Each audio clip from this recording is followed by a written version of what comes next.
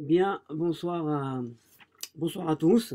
En fait, j'ai eu l'idée de faire le Facebook Live ce soir, donc mercredi soir, et pas dimanche soir comme on avait prévu, suite à différentes choses que j'ai vues cette semaine, que j'ai entendues sur les réseaux sociaux, différentes réactions rabbiniques à la crise actuelle du corona.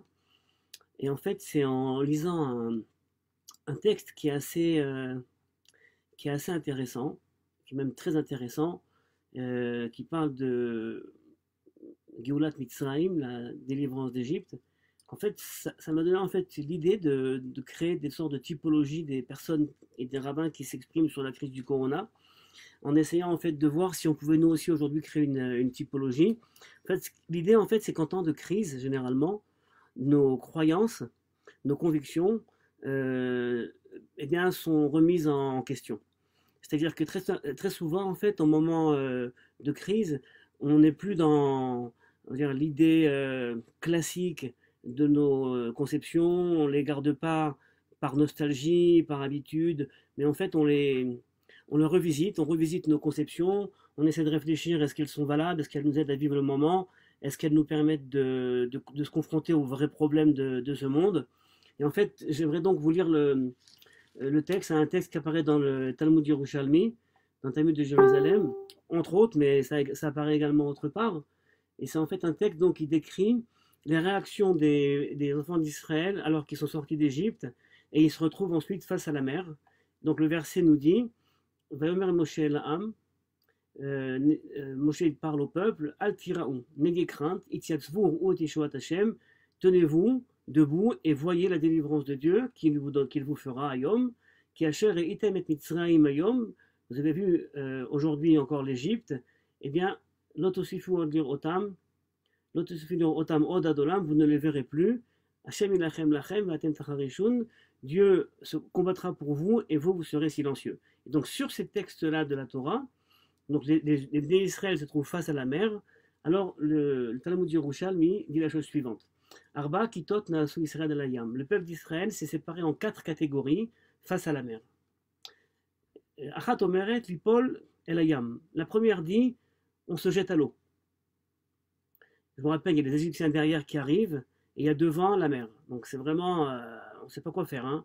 Donc une première catégorie dit, on se jette à l'eau. C'est le désespoir, c'est le suicide, il n'y a plus rien à faire, Dieu nous a abandonnés, on n'a aucun moyen de sortir de cette situation très très encombrante.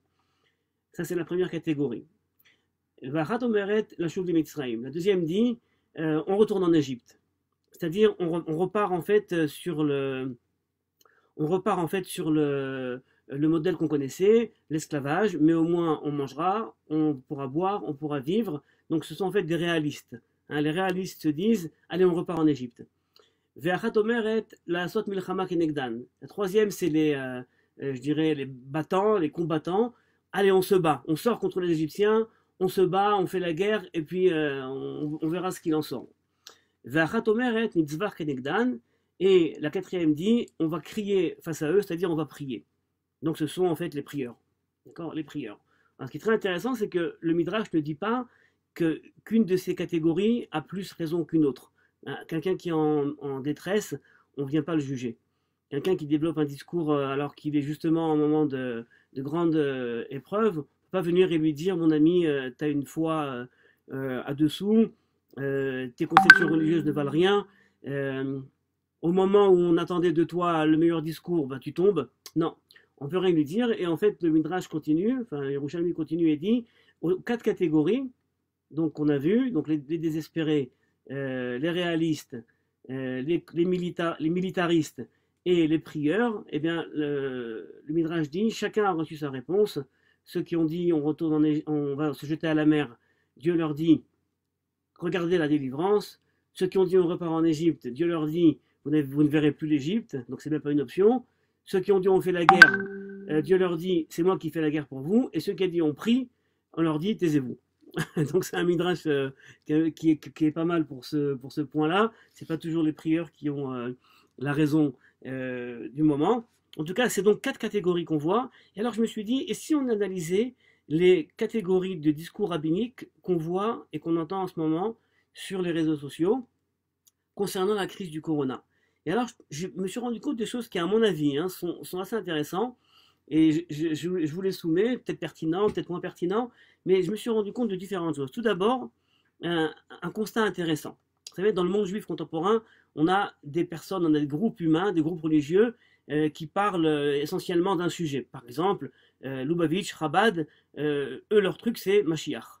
D'accord? Ils ne parlent que de Mashiach, c'est-à-dire tout est organisé autour de Mashiach. L'étude de la Torah, les mitzvot, le monde, l'histoire, tout est organisé vers le point oméga qui est Mashiach. Donc ça, on a un groupe comme ça. On a un autre groupe, sont essentiellement les Haredim. Eux, ils sont organisés autour de l'idée de l'étude de la Torah. Il faut se consacrer à l'étude de la Torah, il ne faut pas lâcher une seconde, il faut y consacrer sa vie. On met en place des modèles institutionnels qui vont pérenniser cette idée. On met des kolélim, on passe la vie à la yeshiva. Donc eux, c'est l'imout Torah. On a le monde sioniste religieux qui, pour lui, tout est organisé autour de l'idée de Eretz Israël. On ne sait pas comment tout revient à Eretz Israël. On parle de Géoula, c'est la rédemption, c'est l'État d'Israël qui est le début de la rédemption. Donc vous voyez, on a différents discours qui apparaissent dans le monde juif. Et alors, premier constat, je me suis rendu compte en fait que le monde religieux sioniste, par exemple, qui parle énormément de Géoula, donc de rédemption, on est dans une période de rédemption, eh bien, vous ferez attention qu'en ce moment, eh bien, il ne parle pas de Mashiach.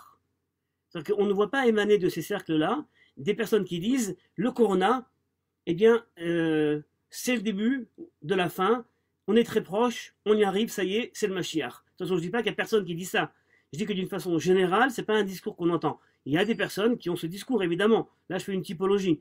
Mais d'une façon générale, ce n'est pas un discours qu'on entend. J'ai entendu cet après-midi un cours du Rav Yosef Kalner, qui est un rabbin donc, de la mouvance de Aramor, donc des tendances sionistes religieuses messianiques, en fait. Mais tout le monde est messianique à ces niveaux-là. Mais alors, on lui pose la question, que dites-vous du corona? Alors, il dit, je ne sais pas.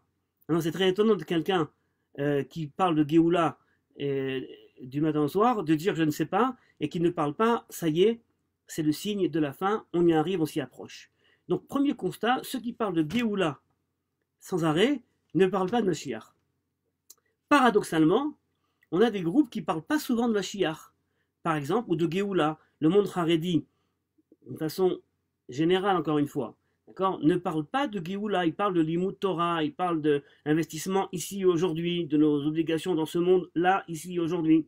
Alors dans ce monde-là, de ce monde-là, on voit Dafka émerger des discours qui, eux, sont extrêmement messianiques. C'est maintenant, c'est le Mashiach, attention, préparez-vous, on a des signes, ça va être immédiat, ça va être imminent. Donc le monde qui parle de Géoula ne parle pas de Mashiach. Le monde qui parle pas de Géoula parle de Mashiach, d'accord Nechabad, dans cette histoire-là, ne parle pas trop de Mashiach non plus, alors qu'il parle sans arrêt de Mashiach. En tout cas, je me trompe peut-être, mais j'ai pas vu beaucoup de Chabad qui est en train de dire c'est le moment où le Rabbi va venir, ou c'est pas le Rabbi, c'est le Mashiach, en tout cas quelqu'un d'autre, mais j'ai pas vraiment vu ça. Alors, c'est un constat intéressant. Alors, j'en ai parlé à la maison cet après-midi, un de mes enfants m'a dit, ben, c'est normal. Parce qu'en vérité, quelqu'un qui, dans le monde sioniste religieux par exemple, parle de Géoula depuis 100 ans, et 100 ans qu'on parle de Géoula, plus de 100 ans qu'on parle de Géoula, eh bien, n'a pas besoin d'un événement aussi tragique qu'il soit, comme, je dirais même la Shoah, ou comme le Corona aujourd'hui, et Dieu sait où ça va nous amener cette histoire-là, eh bien, n'a pas besoin d'un événement pour redéfinir son discours, et pour dire, ah, c'est à ce moment-là. Non, parce que la Géoula, c'est un processus dont on parle beaucoup. Alors que des groupes qui, eux, ne parlent pas de Géoula et de Mashiach d'une façon constante, eh bien, dès qu'il va y avoir un événement tragique comme le Corona ou quelque chose qui nous fait réfléchir, sur le moment, eh bien, vont s'attraper à cet élément-là pour justement parler du Mashiach. Et donc déjà on a des constats qui sont un peu, qui brouillent les pistes. On n'est pas vraiment dans les discours classiques parce qu'encore une fois, en temps d'épreuve, eh bien, on ne sait pas vraiment comment penser. Alors je vous propose une typologie, c'est la typologie suivante. Je me suis rendu compte en fait qu'il y avait différents discours. Alors évidemment il y a un discours que je ne vais pas vraiment analyser, c'est un discours qui peut être légitime, encore une fois, je ne juge personne, je ne juge rien, je ne suis rien pour juger, et toutes les réactions sont compréhensibles, Alors en tout cas, il y a un premier mouvement qui nous parle énormément de tout ce qui est mystique, on parle d'amulettes. Hein, le Rav Yeshaya Pinto a publié une amulette, un kaméa, avec différents mots qu'on ne comprend pas, mais qui font référence donc à des mondes ou à des sphères à des sphères célestes, je ne sais pas c'est quoi. En tout cas, imprimez ça, mettez-le devant la maison, portez-le sur vous, ça va vous protéger de l'épidémie. On a d'autres qui nous parlent de sgoulottes. Par exemple, un Admor, Ismar Israël, a vécu une épidémie dans son village, je raconte l'histoire que j'ai lue, et les gens disaient, si vous regardez son visage, eh bien l'épidémie ne vous frappera pas. Les gens partaient, même les non-juifs, regardaient son visage pour être dans ce style-là. Alors, donc aujourd'hui, on voit donc la photo, ou alors un dessin de ce rabbin, donc qui est partout diffusé afin qu'on regarde l'image et qu'on n'ait pas donc d'épidémie. Donc ce sont des réactions, bon ok des réactions qui sont des réactions pas trop, je dirais réfléchies, courantes, mais en tout cas, bon c'est une certaine façon de réfléchir. Dans le monde lituanien, c'est vrai que le monde lituanien très, je dirais, pur et dur, on ne parle pas de Mashiach. Mais là, je parle, le monde Haredi dont je parle, c'est un monde Haredi qui est, c'est vrai, peut-être plus populiste. En tout cas, des représentants de ce monde Haredi, d'accord, ont aussi ces discours. C'est souvent des gens qui ont fait le chouva il n'y a pas très longtemps, enfin, il y a quelques années, qui eux restent encore entre deux chaises, mais en tout cas, ça vient du monde Haredi, même si c'est pas le monde lituanien, je dirais au stricto sensu.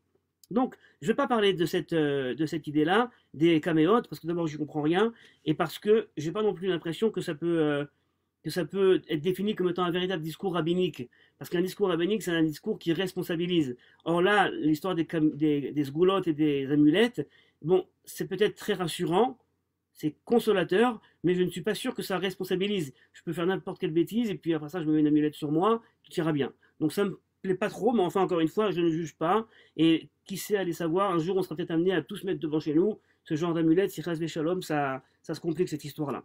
En tout cas, donc les discours que je vais analyser, c'est, on va dire, 1, 2, 3, 4, 5 discours rabbiniques, même 6 discours rabbiniques. Alors, le premier discours rabbinique, c'est en fait qui répond à la question, quel est le lien entre Dieu et le monde? C'est-à-dire qu'il y a quelque chose qui se passe. On a une épidémie. Alors, comment on doit réagir religieusement face à cette épidémie? Qu'est-ce qu'il faut dire? Qu'est-ce qu'on peut en dire? Alors, premier modèle, c'est le modèle que je vais appeler le modèle du contrat. D'accord? C'est un modèle qui est très classique dans le monde juif, qui dit en fait, eh ben, ça veut dire que si Dieu nous envoie le corona, ça veut dire qu'on n'a pas rempli le contrat. Le contrat avec Dieu, c'est si tu fais les mitzvot, tu seras récompensé. Il y aura de la pluie pour la terre d'Israël, il y aura du bien, il y aura tout ce qu'il faut dans le monde. Mais si tu ne fais pas, alors à ce moment-là, tu seras eh bien, puni. D'accord? Donc ça, c'est le modèle du contrat. Et en gros, face au corona, qu'est-ce qu'on entend comme discours? On entend un discours qui dit, c'est le moment de se renforcer. Si vous vous renforcez, alors à ce moment-là, vous pourrez être, je veux dire, vous serez protégé. Le corona, c'est un signe de Dieu, c'est Dieu qui nous parle, et il nous dit immédiatement, vous n'êtes pas à la hauteur, vous ne faites pas ce que je vous demande, il y a du laisser aller, et donc à ce moment-là, Dieu nous envoie l'épidémie pour nous réveiller, d'accord, pour nous réveiller de notre tardéma, de notre on est endormi, et il faut donc se réveiller et faire les mitzvot. Donc ça, c'est le modèle du contrat. Vous verrez qu'en vérité, ce qui est important dans ces modèles-là, c'est pas nécessairement la conclusion qu'il faut faire tchouva. Ça, tout le monde le dira quasiment. Mais c'est d'où ça vient exactement. D'accord? Donc là, ça vient du modèle du contrat. Vous n'êtes pas à la hauteur et Dieu vous a envoyé donc lui-même le corona pour vous réveiller. Alors c'est un modèle intéressant, évidemment. Nous, en tant que juifs, on le connaît bien parce qu'on est prêt à prendre tout ce qui vient pour nous réveiller, bien sûr, mais d'abord, ça pose la question de savoir, le corona, est-ce une question juive? D'accord? Est-ce que c'est une question uniquement juive? Je vous laisse répondre. Est-ce que le fait que le peuple juif réagisse au corona en faisant les mitzvot, c'est ça qui va protéger l'humanité?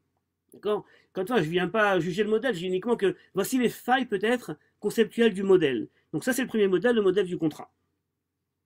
Deuxième modèle, c'est un modèle qui apparaît également, c'est le modèle que je vais appeler le modèle de l'épuration. Bon, excusez le terme, je n'ai pas trouvé mieux. Le modèle de l'épuration, en fait, c'est un modèle qui dit la chose suivante.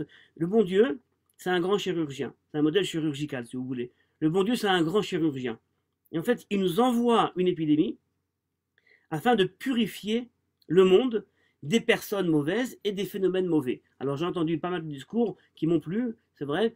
Des discours qui disaient, regardez, le corona nous met face à un monde qui était totalement globalisé, on a préféré acheter en Chine plutôt qu'acheter aux petits commerçants d'à côté, on était totalement dans le monde de la consommation, on était dans le monde du lien constant alors qu'on peut se retrouver certaines fois chez nous, donc on tire des conclusions, donc en gros le corona c'est une sorte de chirurgie qui va nous permettre de revenir aux vraies valeurs. Le bon Dieu a envoyé cette épidémie afin de faire une certaine épuration au niveau des populations et au niveau des personnes. Maintenant, ce qui est intéressant, c'est que ça n'amène pas nécessairement à parler du Mashiach. D'ailleurs, même le premier modèle qui parlait du contrat, c'est un modèle proprement biblique, hein, le contrat, ne parle pas nécessairement du Mashiach.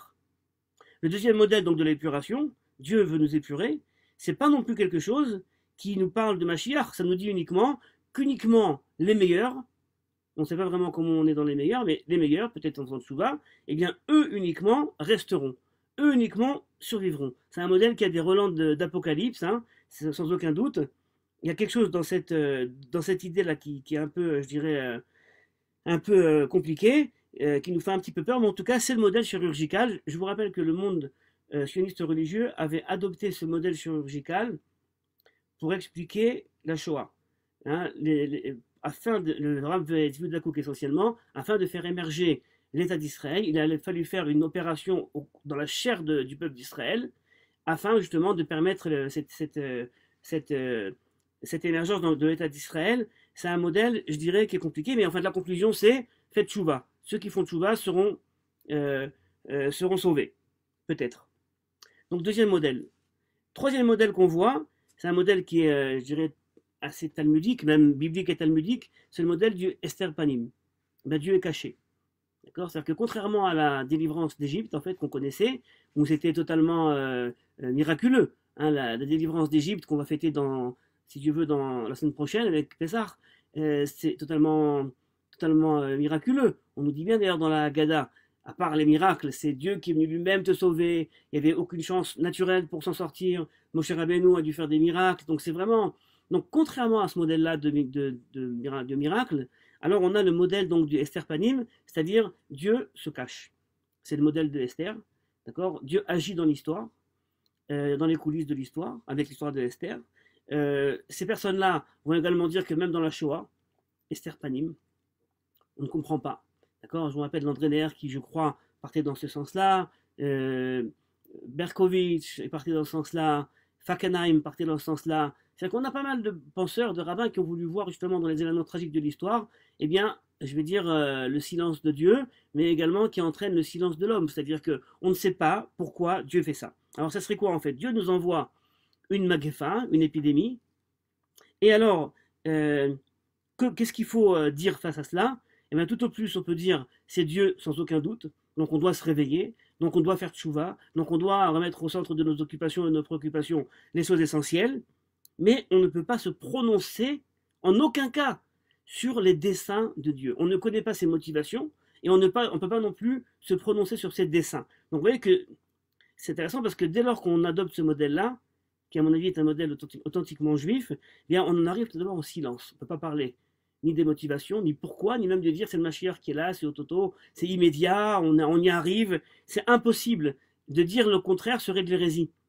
Ça serait peut-être même essayer de parler à la place de Dieu alors que lui, justement, cherche à se camoufler et à ne pas, justement, nous donner de réponse, rester dans le silence. Le silence, certaines fois, c'est la meilleure des réponses.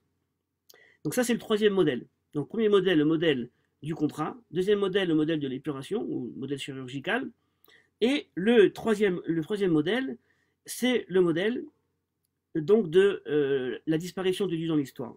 Le quatrième modèle, c'est le modèle qui dira, attention, le modèle du silence, mais je dirais le modèle de l'absence plutôt.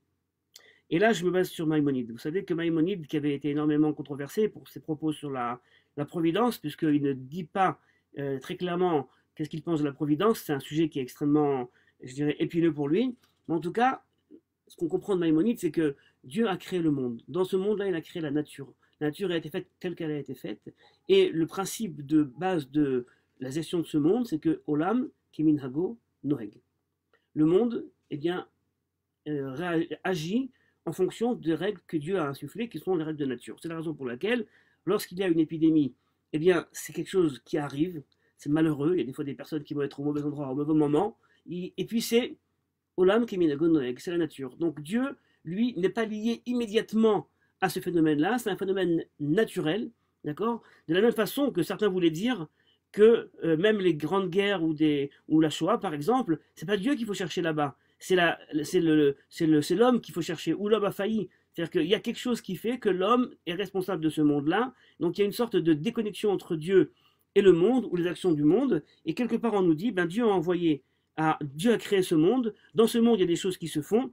Et au bout du compte, tout ce que nous on peut dire, sûrement pas dire que c'est Dieu qui nous a envoyé ça serait dire que Dieu nous envoie des malheurs. Or Dieu est un bon Dieu. Même si on dit qu'on ne connaît pas les desseins de Dieu et que certaines fois des choses qui nous apparaissent comme étant mauvaises, dans le fond elles sont bonnes et elles vont s'avérer comme étant bonnes, mais quelque part ça justifie ici aujourd'hui un Dieu mauvais, un Dieu méchant qui fait périr des personnes, qui fait périr des enfants, et donc c'est quelque part le modèle du silence, d'accord, de l'absence même. Eh bien c'est un modèle qui dira on doit dans ces moments-là se repencher vers nous-mêmes, voir qu'est-ce qu'on a à faire de mieux, qu'est-ce qu'on a à dire, comment on peut devenir meilleur. Et dans tous les cas, plus que ça, c'est pas possible. Et c'est pas non plus un modèle qui nous amène nécessairement à parler du Mashiach. Alors vous allez me dire, comment se fait-il donc qu'on arrive à des discours, parce que là j'ai donné donc 4-5 modèles qui en fait nous parlent donc d'un besoin à chaque fois, de quelque façon qu'on comprenne le monde, nous donne un besoin de revenir aux fondamentaux. Comment se fait-il qu'on en arrive tout d'un coup à parler du Mashiach? Tellement. D'accord? Encore une fois, pas chez tout le monde, mais comment se fait-il qu'on parle justement aujourd'hui de cette, je dirais, de cette émulation comme ça messianique? Alors, il faut savoir d'abord qu'en toute période de crise, on a des tensions messianiques. Ça, c'est évident. Et puis, on ne peut pas non plus ne pas dire qu'aujourd'hui, on est vraiment dans un monde, dans une situation où, avec l'État d'Israël, avec un retour des exilés assez important, en tout cas, sans vouloir se prononcer et dire on a reçu une révélation immédiate nous disant que ça y est, c'est la Géoula, d'accord, parce que c'est aussi un petit problème de le déclarer, de l'affirmer. Personne n'a eu de déclaration absolue, même si on a, vous voyez, quand même quelque chose qui nous appelle, qui nous interpelle dans ce phénomène-là. En tout cas, peut-être que justement, du fait qu'on est dans ces moments-là, alors on a des tensions messianiques, on parle plus du Mashiach que d'autres moments. Alors, dans ces discours rabbiniques, d'accord, donc là, les modèles que j'ai dressés, on a des modèles en fait qui sont plus ou moins des modèles qu'on entend. Essayez ensuite d'entendre les discours rabbiniques sur le net et voir à quel modèle ça répond. Alors, dans ces discours-là, on s'est rendu compte qu'il y a quelque chose d'assez fou. Alors, une tension messianique, tout d'abord, c'est une élévation en fait des tendances à parler du Mashiach.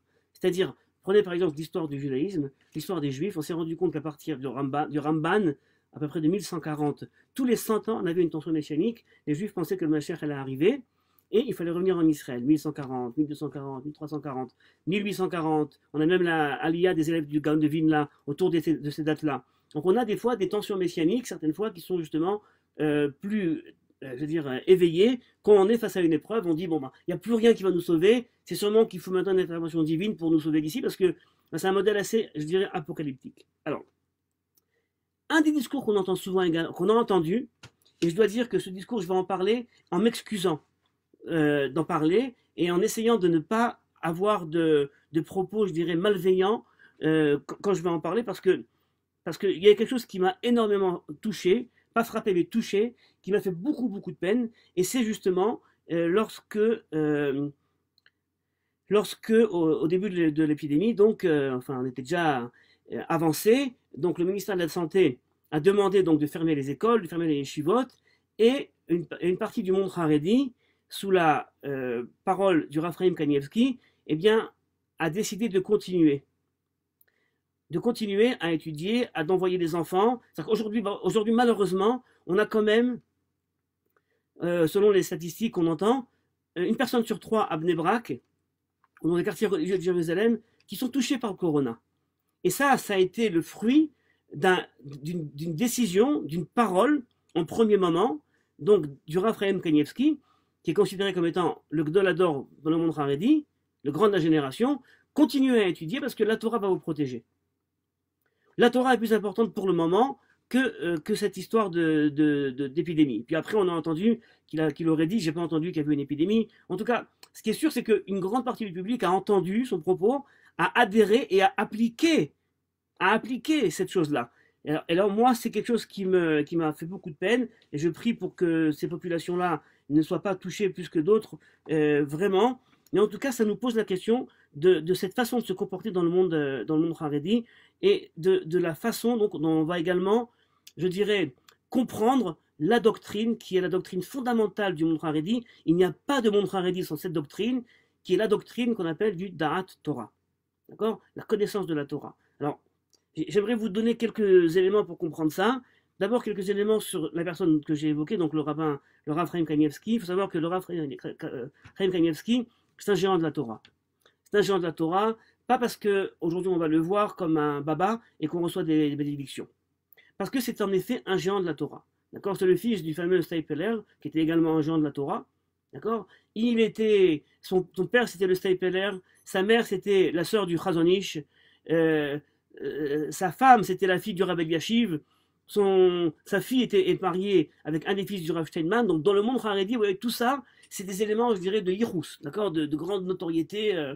Donc c'est un géant de la Torah, qui depuis quelques années, enfin depuis pas mal d'années en vérité, siège dans les Moetzet de la Torah, dans les institutions des grands de la Torah du monde Haredi. Et donc en ce moment, on en parle comme justement quelqu'un qu'il faut écouter. Et l'idée c'est qu'il y a un Da'at Torah. C'est quoi Da'at Torah? La Torah, c'est un concept qui apparaît dans la Gemara déjà dans Choulin, mais qui n'a pas du tout le même sens que celui qu'on a donné dans le Montre Haredi. Le Da'at Torah, en fait, c'est le fait de dire il y a des rabbins qui, lorsqu'on a des grandes questions, ces grandes questions-là n'existent pas dans la tradition. On n'a pas de texte, on n'a pas de possibilité de comprendre et de s'énoncer, de parler sur ces sujets-là. Eh bien, des rabbins qui, eux, sont pétris de Torah, d'études de la Torah. Et comme le disait le Chavetz Chaim, parce que c'était un des initiateurs justement de cette idée de Emunat Rachamim, Da'at Torah, d'une façon très puissante, comme il le disait, ce sont ceux qui sont le plus retirés du monde, qui ne sont pas du tout liés aux contingences du monde, donc qui n'ont pas d'intérêt, qui ont la plus grande, je dirais, aptitude à se prononcer de façon la plus pertinente sur les propos de ce monde. Pourquoi? Parce qu'ils ont une sorte de, je dirais, de vision quasi prophétique, parce qu'ils ont justement quelque chose qui dépasse l'entendement. Il faut comprendre que cette donnée-là, donc du Da'at Torah, elle contourne toute la réflexion et la méthodologie de réflexion halachique talmudique, où généralement quand on dit quelque chose, surtout quelque chose qui est présenté comme une sorte de psak halacha, d'accord, doit être suivi. Or là, le Da'at Torah, c'est justement qu'on se base sur cette parole du Rav, parce qu'il y a quelque chose d'extrêmement, je dirais, on va dire, de prophétique, quasiment prophétique. Donc quand le Rav Kanievski dit dans son premier propos, continue à partir étudier la Torah, tout le monde l'écoute. Alors que, en ce moment-là, le ministère de la Santé avait déjà dit qu'il ne fallait pas se réunir. Mais, et ça encore une fois, je ne juge pas le monde Haredi, d'accord? Parce que quelqu'un qui vit au sein de monde Haredi a ses normes, a ses dogmes, a sa façon de réfléchir, a ses repères. Et c'est comme ça que pour lui, il va répondre à la crise. On ne sait pas quoi faire. On va demander au Rav Kanievski, qui pour nous est le Gdol Ador, qu'est-ce qu'il va nous dire? Maintenant, ça m'a rappelé un texte qui avait été écrit par le Rav Dessler, qui était également un rabbin important, très important du monde Haredi, et qui décrivait une assemblée des grands de la Torah la veille de l'arrivée des Allemands en Pologne. Tous les grands de la Torah s'étaient réunis, et le Rav Dessler dit les grands de la Torah étaient là-bas, le Rav Chaim Oza Grodzenski, le Chavetz Chaim, le Rav de Brisk, des grands de la Torah. Et alors, quelqu'un qui voyait cette assemblée ne pouvait pas se dire « Oi, on ne comprend rien. Qui sommes-nous pour arriver aux chevilles de leur raisonnement, de leur... » Et en fait, ils ont dit, donc, la question était de savoir qu'est-ce qu'on dit aux Juifs parce qu'il y a les Allemands qui arrivent. Et la réponse était en deux mots, Yeshua Hashem Ke'erefain, la délivrance de Dieu va arriver comme un clin d'œil, sauf que ce sont les camions des Allemands qui sont arrivés et qui ont raflé tout le monde. Et donc, quelque part, une conception de la Torah qui peut être extrêmement, je dirais, dangereuse, destructive. Parce que elle vient se baser sur quelque chose qui ressort d'un contresens. Maintenant, comment imaginer, comment comprendre que le monde Haredi, qui est un monde qui est lui-même pétri de Torah, pensez, ce sont des gens qui consacrent leur vie à la Torah, ils font certaines fois des concessions sur des conditions de vie matérielle, il y a 8 personnes, 9 personnes dans une petite pièce, on mange pas toujours à ça, enfin, en tout cas, on est dans des conditions vraiment, des gens qui s'adonnent à la Torah. Comment des gens qui s'adonnent à la Torah, donc la Torah, ça veut dire la Gemara, ça veut dire le pile-poule, ça veut dire cette façon de réfléchir extrêmement développée et critique. Comment il y a tout d'un coup une sorte de sélection dans les propos rationnels qui, lorsque c'est le Dolador qui parle, selon eux, eh bien, il faut s'annuler, on ne doit plus réfléchir. Je laisse la question ouverte. Je n'ai pas de réponse. Je ne comprends pas comment c'est possible, si ce n'est justement par une sorte d'élan éthique en disant réflexion, étude, oui, Sauf qu'il y a un moment où on ne peut plus savoir, on ne comprend pas, et à ces moments-là, il faut rester donc dans le modèle, je dirais, extrêmement prudent du Gadol, qui lui va se prononcer pour nous. Je ne sais pas si c'est se prononcer pour nous ou devenir responsable pour nous, d'accord. Et je n'en dirai pas plus pour pas, je dirais, dans mes propos, aller vers des comparaisons qui pourraient heurter, mais qui peut-être s'entendent. En tout cas, on a dans le monde de la tradition, évidemment, trois modèles d'autorité rabbinique. On a un premier modèle d'autorité rabbinique, c'est un modèle qui dit que le rabbin va tirer son autorité, sa légitimité, dans ses propos, de sa connaissance. C'est-à-dire qu'on va le voir, on lui pose la question, il nous répond et il peut argumenter. Et on peut également critiquer, on peut argumenter. Dans la tradition, on a des dizaines de textes comme ça. L'introduction au Ktot HaChoshen, où on nous dit qu'il y a une mitzvah d'aller contre ceux qui pensent différemment, qu'on pense qu'ils se trompent, et de critiquer même nos maîtres. L'introduction au responsable Grot Moshe du Rav Moshe Feinstein, qui dit que si quelqu'un pense qu'il se trompe, il a l'obligation d'écrire contre lui. Il y a un rabbin qui a écrit un bouquin entier contre lui, Mahané la Igrot. C'est le modèle de la connaissance. Le modèle du Da'at Torah n'est pas dans le modèle de la connaissance. Le deuxième modèle, c'est le modèle charismatique. On considère que le rabbin, il a son autorité du fait qu'il a un charisme, une sorte de don qui lui est conféré par Dieu, et qui fait qu'il peut parler et dire des choses qu'on ne comprend pas, enfin, que le ratio ne pourra pas percevoir. Ça apparaît dans le monde des rabbins amulettes, d'accord, ou des rabbins kabbalistes, bien qu'on peut être kabbaliste sans être totalement dans l'incompréhension. Mais en tout cas, le rabbin amulette, ou alors les rabbins donc d'Ahat Torah. Ça, c'est le charisme. Ce modèle-là, encore une fois, si je peux me permettre de tirer des leçons aujourd'hui sur ce qu'on doit faire, c'est peut-être justement réfléchir de nouveau ce qui va conférer une légitimité au rabbin qu'on veut sanctifier, enfin qu'on veut écouter. Donc le modèle de la connaissance d'une part, certaines fois il doit se taire. J'ai rien à vous dire, je ne sais pas. Deuxième modèle, donc le modèle charismatique, c'est le modèle qui dit, écoutez, voici ce qu'il faut faire, voici ce que la vérité, voici ce que Dieu veut, voici ce que je vous dis, en mon âme et conscience. Hein. Si au bout du compte on s'est planté, alors ça je peux rien vous garantir, mais en tout cas, a priori on espère que non. Et le troisième modèle, c'est le modèle institutionnel, c'est-à-dire que le rabbin important, c'est le modèle qui est l'institution, c'est le Sanhedrin, c'est lui qu'il faut écouter. Tous les autres rabbins sont bien gentils, ils ont une idée, ils ont une pensée, mais on n'a aucune obligation de leur conférer une autorité quelconque. Ce qui va conférer l'autorité, c'est l'institution dans laquelle ils siègent, que ce soit le grand tribunal rabbinique de Jérusalem à l'époque, ou le Sanhedrin, ou pour certains aujourd'hui le grand rabbinat d'Israël. En tout cas, vous voyez, ce sont des modèles qui nous font réfléchir comment aujourd'hui quand on se balade sur la toile, sur le net, on entend des dizaines de discours, et quelque part, nous, on est prêt à entendre tout ce qui nous donne, on va dire, tout ce qui nous rassure, et tout ce qui nous dit qu'il faut revenir aux fondamentaux, qu'il faut revenir à une pratique. Moi, j'accepte tout, au fond. D'accord. Mais ce qui est important, quand même, c'est de savoir que, oui, la conclusion peut être valable pour tout un chacun, parce que c'est un appel à un mea culpa. Mais attention, c'est pas pour autant qu'on doit pas vérifier les modèles desquels découlent ces conclusions. Si c'est un modèle qui est un modèle, je dirais, essentiellement charismatique, un modèle qui est plus de connaissance, ou alors même, comme j'ai dit auparavant, un modèle de contrat, parce qu'au fond, c'est dans ces moments-là qu'on va redéfinir nos engagements et le modèle d'engagement qu'on a face à la Torah, face au bon Dieu, face au peuple juif, face au monde. D'accord. N'oublions pas qu'on est quand même dans une crise qui est universelle et qu'on ne peut pas non plus uniquement se retourner envers nous, et un peu comme si on était le centre du monde et le monde n'existait pas. On fait partie d'un monde, on fait partie d'une histoire.